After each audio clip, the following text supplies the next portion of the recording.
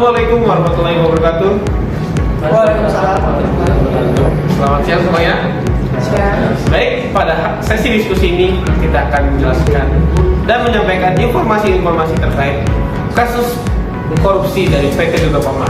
Sebelumnya, izin memperkenalkan diri, saya sebagai moderator pada sesi diskusi ini, dan sebelah kiri saya silakan perkenalkan diri. Saya Muhammad Asriza.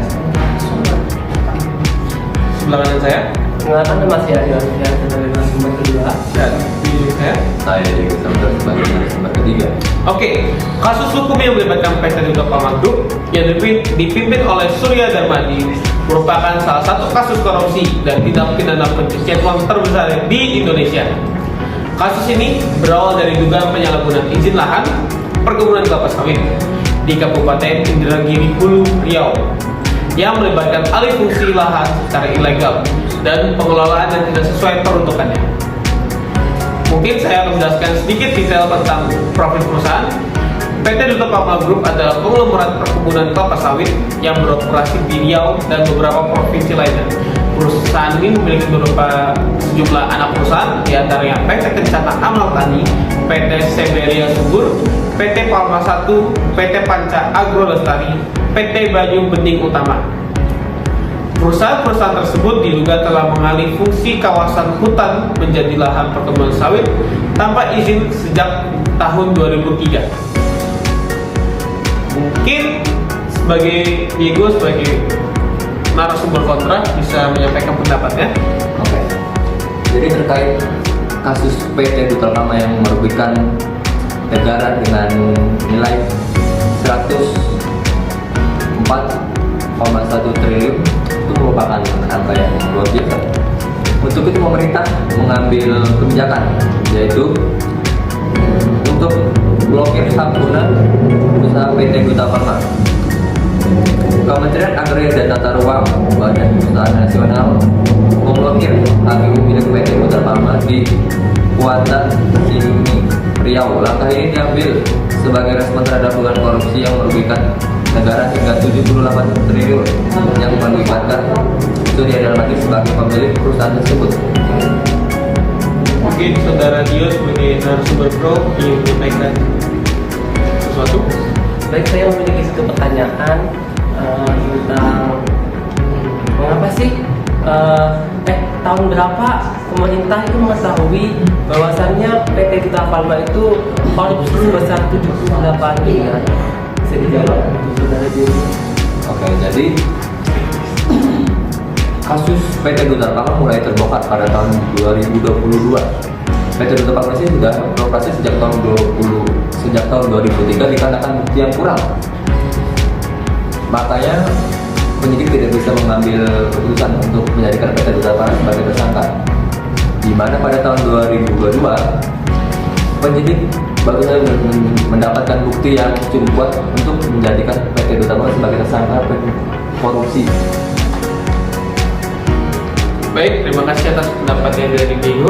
Sebelumnya saya ingin menambahkan sedikit, vonis terhadap Surya Darmadi sebagai selaku ketua di PT Duta Pharma pada 2023 pada bulan Februari tanggal 23, Pengadilan Tindak Pidana Korupsi Jakarta menjatuhkan vonis terhadap Surya Darmadi hukuman penjara selama 15 tahun, denda 1 miliar, subsidiary 6 bulan kurungan, uang pengganti 2.238 triliun, kerugian negara sebesar 39,751 triliun. Sebelumnya, jaksa penuntut umum menuntut hukuman penjara seumur hidup dan denda uang sebesar 1 miliar serta uang pengganti sebesar 4.768 triliun dan 7,8 juta US dollar dengan kerugian negara mencapai 73.920 triliun. Mungkin dari saudara Afriza yang menambahkan beberapa kata sebagai narasumber pro. Oke.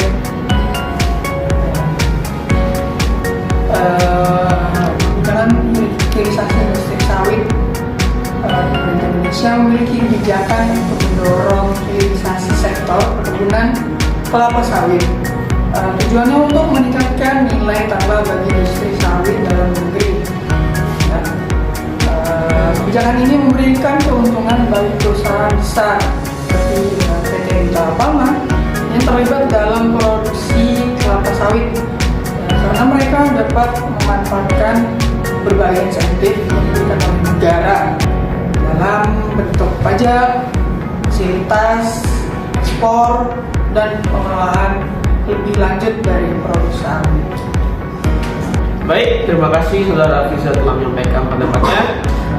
Mungkin Saudara Dio ingin menambahkan beberapa kata atau melanjutkan pernyataan dari Saudara Afrizal, dipersilakan waktunya. Ya, terima kasih. Saya akan memberikan contoh kebijakan yang relevan, yaitu mandatory B30 atau biodiesel 30%. Kebijakan pemerintah yang mewajibkan penggunaan biodiesel berbahan dasar sawit pada sektor transportasi dan industri. Kebijakan ini membantu meningkatkan permintaan untuk produk sawit dalam negeri. Mungkin cukup dari saya. Terima kasih Saudara Diego. Mungkin dari Saudara Diego sebagai pihak kontra yang menyampaikan sesuatu. Oke. Jadi saya akan membahas tentang undang-undang yang dilanggar oleh PT Duta Palma, yaitu Undang-Undang Nomor 41 Tahun 1999 tentang Kehutanan. Pasal 30 ayat 3 menyatakan bahwa setiap orang yang membangun di kawasan hutan tanpa izin dari pemerintah dapat dikenakan sanksi. Pasal 56 ayat 1, setiap usaha yang memfungsi lahan hutan atau membuka lahan di kawasan hutan tanpa izin pelepasan kawasan hutan akan dikenakan sanksi pidana. Yang menurut saya sanksi pidana yang diberikan oleh PT Duta Palma itu termasuk ringan, karena kan tidak sepadan dengan kerugian yang dialami oleh negara. Baik, terima kasih atas Saudara Diego telah menyampaikan asumsinya. Mungkin Saudara Dio ingin menambahkan beberapa kata, dipersilakan. Baik, mungkin dari saya cukup. Tadi juga sudah dijelaskan oleh Saudara Diego bahwa kondisinya bagaimana, dan itu sepadan ya dengan kerugian negara melalui produksi Duta Palma. Oke, terima kasih Saudara Dio. Saudara Afrizal, apakah ada tambahan?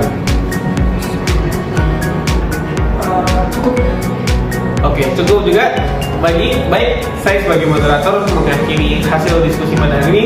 Terima kasih untuk para narasumber sudah hadir pada hari ini untuk membahas tentang kasus korupsi PT Duta Palma. Baik, kesimpulan dari saya, kasus PT Duta Palma Group menggambarkan betapa kompleksnya isu pengelolaan sumber daya alam dan lingkungan, serta dampaknya terhadap masyarakat dan perekonomian negara. Di satu sisi, industri sawit memiliki kontribusi besar terhadap ekonomi Indonesia.